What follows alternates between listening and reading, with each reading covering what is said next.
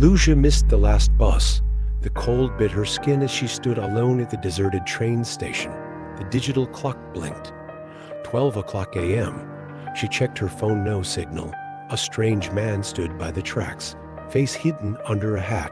"Don't wait here," he whispered. She frowned. "I just need a train." He pointed down the tunnel. Lights flickered. A train, silent and ghostly, slid into the station.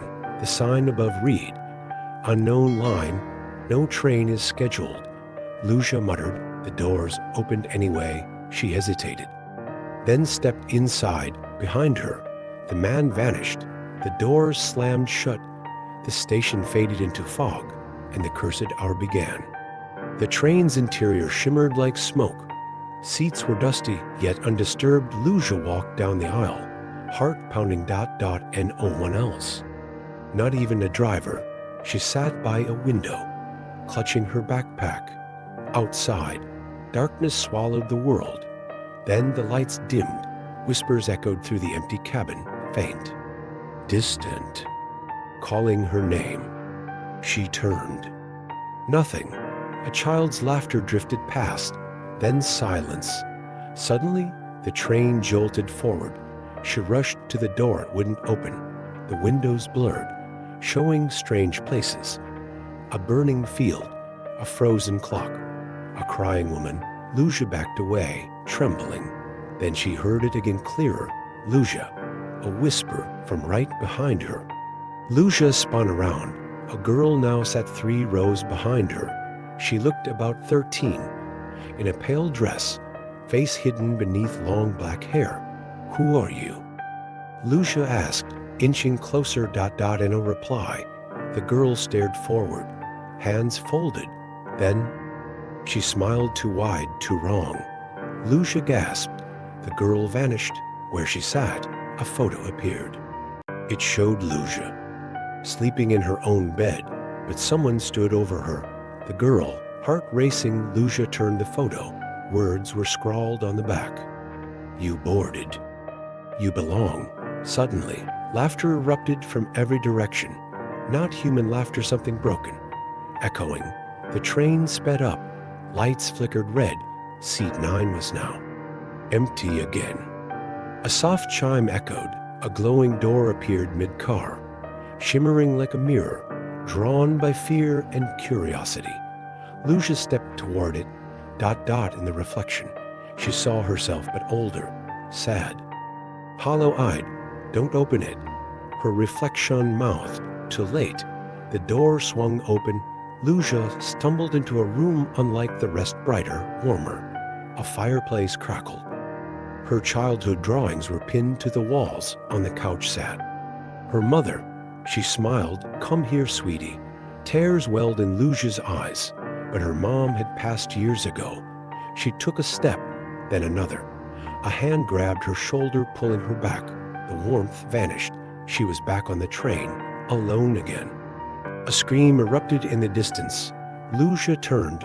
The strange man from the platform now stood inside the train, his hat gone, his eyes glowing amber. Flames danced along his arms, but he didn't burn. "You weren't meant to board," he growled. "Why is this happening?" Lusia cried. He said nothing, just pointed. Outside, a mirror city passed by, buildings bending, time looping. "You're in between," he finally whispered. "Between what?" Moments, the fire rose higher, consuming his body. Then, in a burst of light, he vanished again. Lusia screamed. The train jerked violently, throwing her to the ground. Through the windows, everything turned black, except one blinking sign. Final stop. The cursed hour. The train slowed. Doors slid open to a strange station floating midair. Stars above and below. Lusia stepped out hesitantly. Benches stood in rows, and sitting there her childhood friend, Jonah. But he died at 13. "Lusia," he said gently, "it's not your time." Tears rolled down her cheeks. "This place, it traps lost hearts," he warned. "The longer you stay, the more you forget."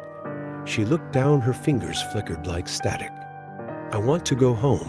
she whispered. Jonah smiled sadly. Then remember who you are. That's your only way out. She ran toward him, but he vanished, and the station crumbled like dust. The train horn blared. She had to keep moving. Back on the train, a figure stood at the far end, a conductor tall, cloaked in shadow, eyes glowing faint blue. Ticket? He asked. I never had one. Lusia stammered. He nodded. Then your ride ends now.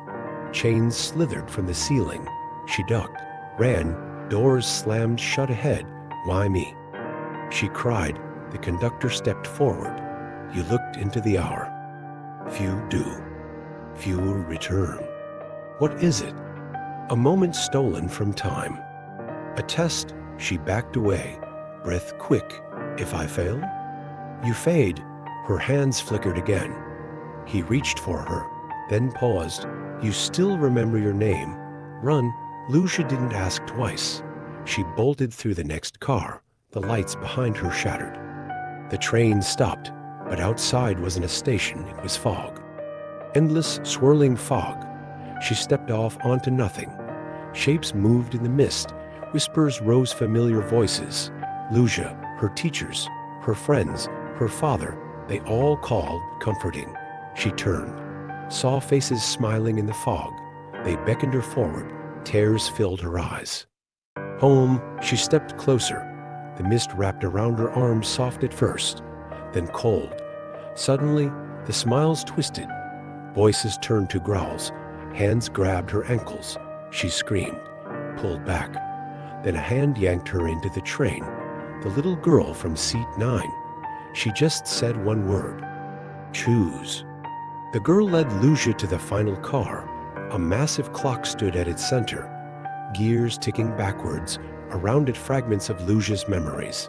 Birthdays, arguments, laughter. They fade if you stay. The girl whispered. Lucia reached out. A memory sparked, her mother's voice singing. She smiled. I don't want to forget. The girl nodded. Then take control. Lucia placed her hand on the clock. A surge of light burst through her. Pain. Warmth. Sound. The train groaned. Metal twisted. Then silence. The girl was gone. The clock ticked once.